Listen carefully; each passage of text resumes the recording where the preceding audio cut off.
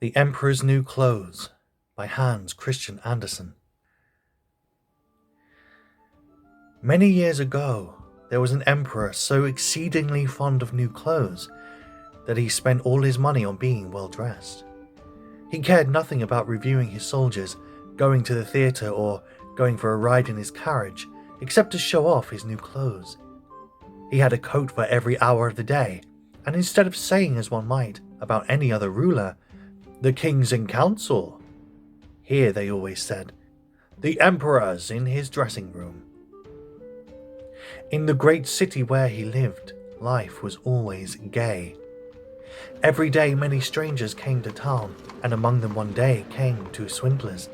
They let it be known they were weavers, and they said they could weave the most magnificent fabrics imaginable.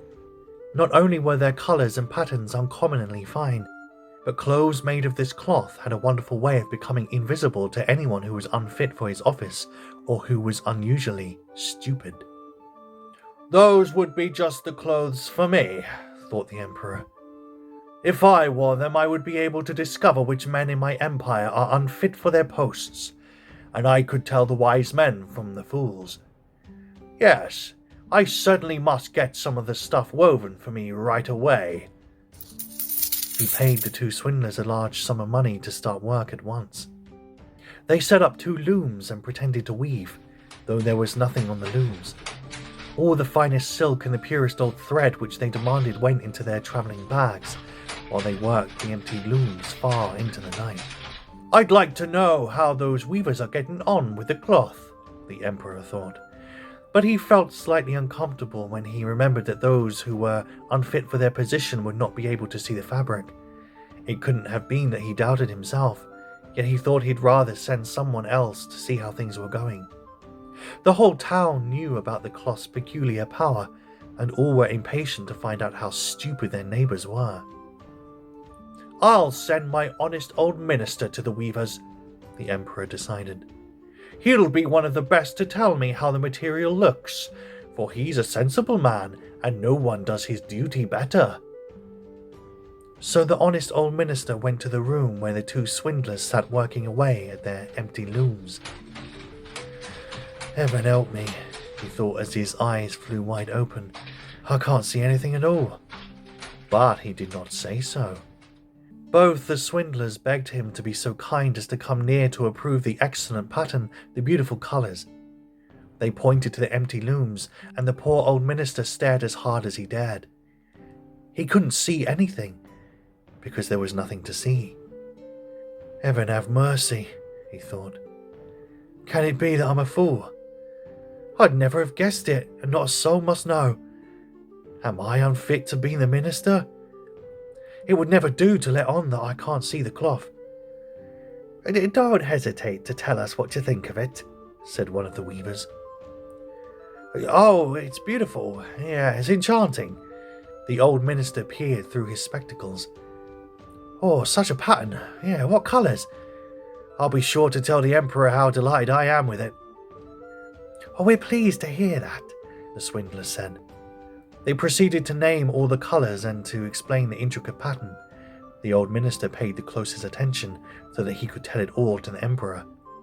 And so he did. The swindlers at once asked for more money, more silk and gold thread, to get on with the weaving. But it all went into their pockets. Not a thread went into the looms, though they worked at their weaving as hard as ever. The emperor presently sent another trustworthy official to see how the work progressed and how soon it would be ready. The same thing happened to him that had happened to the minister. He looked and he looked, but as there was nothing to see in the looms, he couldn't see anything. "Isn't it a beautiful piece of goods?" the swindlers asked him, as they displayed and described their imaginary pattern. "I know I'm not stupid," the man thought, "so it must be that I'm unworthy of my good office. That's strange. I mustn't let anyone find out, though." So he praised the material he did not see. He declared that he was delighted with the beautiful colours and the exquisite pattern. To the emperor he said, "It held me spellbound." All the town was talking of the splendid cloth, and the emperor wanted to see it for himself while it was still in the looms. Attended by a band of chosen men, among whom were his 2 old trusted officials, the one who had been to the weavers, he set out to see the 2 swindlers. He found them weaving with might and main, but without a thread in their looms. "Oh, magnificent!" said the 2 officials, already duped. "Just look, your majesty. What colours, what design?" They pointed to the empty looms, each supposing that the others could see the stuff. "What's this?" thought the emperor. "I can't see anything. This is terrible. Am I a fool? Am I unfit to be the emperor? What a thing to happen to me of all people." "Oh, it's very pretty," he said. "It has my highest approval." And he nodded approbation at the empty loom. Nothing could make him say that he couldn't see anything. His whole retinue stared and stared. One saw no more than another, but they all joined the emperor in exclaiming, "Oh, it's very pretty!" And they advised him to wear clothes made of this wonderful cloth, especially for the great procession he was soon to lead. "Magnificent! Excellent! Unsurpassed!" were bandied from mouth to mouth, and everyone did his best to seem well pleased. The emperor gave each of the swindlers a cross to wear in his buttonhole, and the title of Sir Weaver.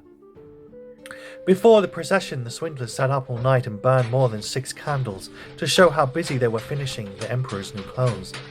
They pretended to take the cloth off the loom. They made cuts in the air with huge scissors, and at last they said, "Now the emperor's new clothes are ready for him." Then the emperor himself came with his noblest noblemen, and the swindlers each raised an arm as if they were holding something. They said, "These are the trousers, here's the coat, and this is the mantle," naming each garment. "All of them are as light as a spider web. One of them would almost think he had nothing on, but that's what makes them so fine." "Exactly," all the noblemen agreed, though they could see nothing, for there was nothing to see. "If your imperial majesty will condescend to take your clothes off," said the swindlers, "we will help you on with your new ones here in front of the long mirror." The emperor undressed, and the swindlers pretended to put on his new clothes, one garment after another. They took him around the waist and seemed to be fastening something. That was his train, as the emperor turned round and round before the looking-glass. "How well your majesty's new clothes look! Aren't they becoming?" he heard on all sides. "That pattern so perfect! Those colours so suitable! It is a magnificent outfit!" Then the Minister of Public Processions announced,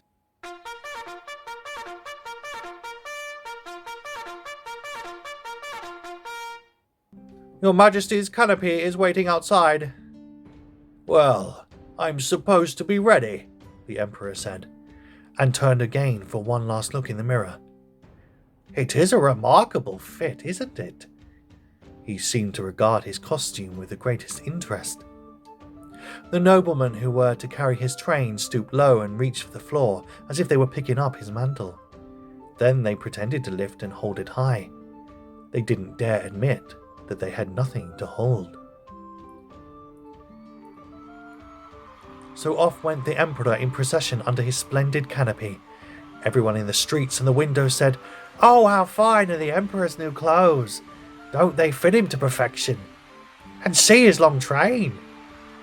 Nobody would confess that he couldn't see anything, for that would prove him either unfit for his position or a fool. No costume the Emperor had worn before was ever such a complete success. But he hasn't got anything on," a little child said. Did you ever hear such innocent prattle?" said its father, and one person whispered to another what the child had said. "He hasn't got anything on. A child says he hasn't got anything on." The whole town cried out at last, "But he hasn't got anything on." The Emperor shivered, for he suspected they were right. But, he thought, this procession has got to go on. So he walked more proudly than ever, as his noblemen held high the train that wasn't there at all.